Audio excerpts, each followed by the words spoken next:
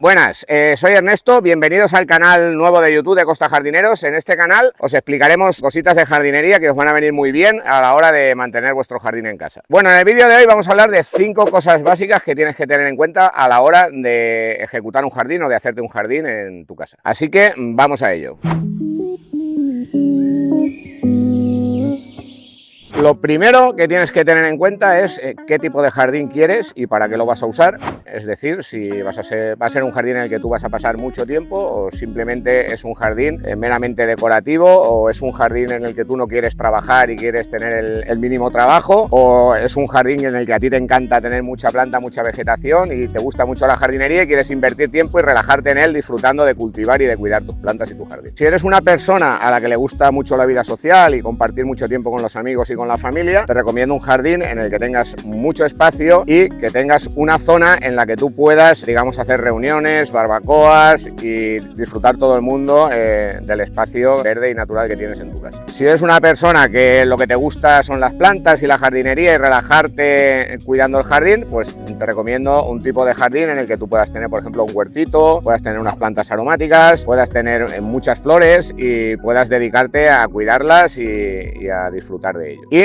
si eres una persona en la que simplemente quieres el jardín para tener un espacio donde, digamos, salir de vez en cuando y tal, y no te gusta mucho trabajar en él, pues sería un jardín básicamente con poco trabajo, con mucha grava, con plantitas que no den mucho trabajo, lo justito para que sea un poquito ornamental y ya está. Como por ejemplo, pues alguna palmerita, algún arbusto decorativo, pero nada más allá. Segundo punto a tener en cuenta es la orientación en la que tienes el jardín. No es lo mismo tener un jardín en orientación norte que un jardín en orientación sur. Sobre todo porque luego a la hora de elegir las plantas tienes que tener en cuenta las horas de luz que van a tener, el posible frío o aire caliente que puedan tener en diferentes épocas del año. Al final, bueno, norte o sur, noroeste, sureste, más o menos, digamos que podemos englobar ahí en dos partes, podemos partir el jardín. Si tienes un norte o noroeste, pues tendrás que poner un tipo de plantas, y si tienes un sur o sureste, otro tipo de plantas. Por ejemplo, las plantas aromáticas que tienen que estar a pleno sol, como la lavanda, el romero, o pueden estar en semisombra, pues estarían bien en un jardín orientación sur o en un sureste, o debajo en un sur con mucho sol, pero podrían estar debajo de un árbol con una pequeña semisombra. Y, por ejemplo, en orientación norte, pues podrías poner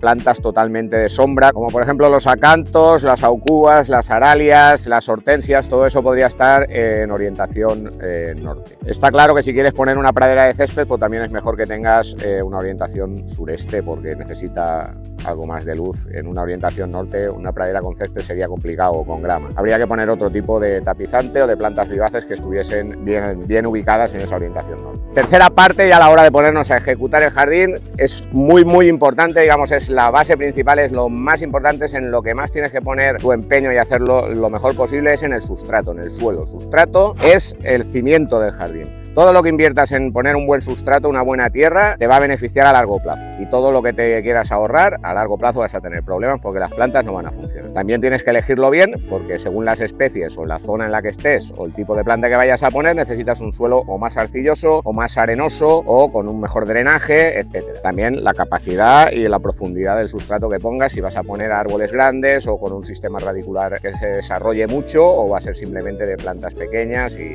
con una menos capa de sustrato o de tierra, ¿no? Tierra vegetal, tendría suficiente. Si por ejemplo vas a meter plantas suculentas, cactus, plantas aromáticas, arbusto mediterráneo, normalmente eso con suelos más drenantes, suelos más arenosos, suele funcionar perfecto. En cambio, si ese tipo de planta la metes en un suelo arcilloso, pues vas a tener problemas de asfixias radiculares, de encharcamientos, de hongos, y no es conveniente. Por lo tanto, es muy importante que elijas bien el sustrato y que no escatimes en gasto a la hora de ponerlo. Por lo tanto, está todo relacionado, empezando desde qué tipo de jardín queremos hacer, para qué lo vamos a usar, qué orientación tiene, qué suelo vamos a poner, qué sustrato vamos a poner. 1, 2, 3, en ese orden. Cuarto punto, y también muy importante, el riego, sistema de riego. ¿Qué riego tenemos que poner? Depende también, como está todo enlazado, de qué tipo de jardín, qué tipo de plantas. Por lo tanto, si vamos a poner una pradera, vamos a poner un césped, vamos a poner flores silvestres, vamos a poner una grama, vamos a necesitar un riego por aspersión. Si vamos simplemente a tener plantas plantas, un huerto urbano, plantas aromáticas, arbustitos, un seto perimetral con un sistema de riego por goteo, gota a gota es suficiente. Es muy importante que esté automatizado y mientras más autónomo sea, mucho mejor. Y podamos hacer un uso muy eficiente del agua para ahorrar y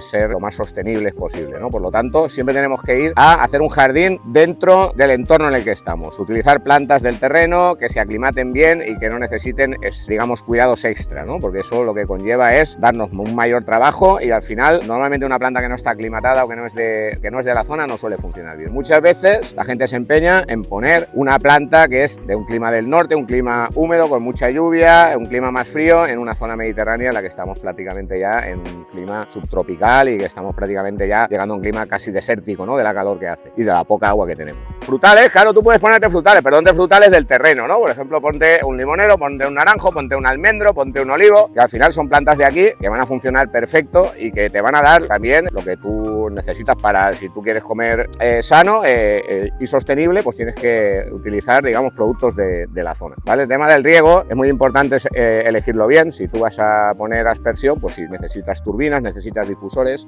Si quieres poner rotator, el rotator es un producto que a mí me gusta mucho porque necesita menos caudal de agua y con menos rendimiento y menos cantidad de agua abarcamos la misma superficie. Pero según el espacio o las medidas del jardín o de la pradera que vayas a poner, tienes que elegir bien, digamos, los emisores de agua que vas a poner. El tema de regar a mano, pues no, regar a mano no, porque es un riego totalmente intuitivo, esclavo, que te hace estar encima día a día, regando y regando y regando y nunca sabes si has regado suficiente o no, ¿no? El riego tiene que ser lo más autónomo posible, que ya os contaremos un tema sobre un tema de riego autónomo y con inteligencia artificial que estamos nosotros utilizando e instalando en nuestros jardines, que toma las decisiones por sí solo, ¿no? Se conecta con las centrales estas meteorológicas y mide la cantidad de agua que hay en el suelo, sabe la planta que tiene en el jardín y en ese momento él decide si la planta tiene que regarse o no tiene que regarse, si llueve se apaga solo. Entiendo que no todo el mundo puede acceder a eso, pero sería lo ideal que todo el mundo pudiera utilizar este sistema porque el bien del agua es un recurso que ya es muy escaso y cada vez va a serlo más y es importante que lo usemos con